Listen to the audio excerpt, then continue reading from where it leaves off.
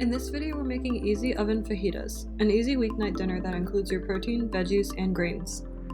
The ingredients for the seasoning are chili powder, paprika, onion powder, garlic powder, cumin, cayenne pepper, sugar, salt, and cornstarch.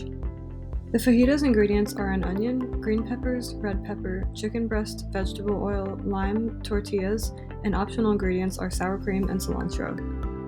First, preheat the oven to 400 degrees. Mix all of the seasoning ingredients in a bowl. Cut the onion and peppers into strips, then place them in a 9x13 casserole dish.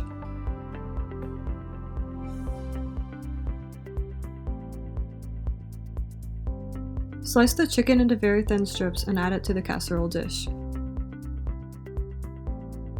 Sprinkle the seasoning over the chicken and veggies, then drizzle the oil and toss the ingredients until everything is well coated. Bake for 35 to 40 minutes, stirring once halfway through. Then squeeze the lime juice over it. Scoop the chicken and veggies into tortillas and top with cilantro and sour cream if desired.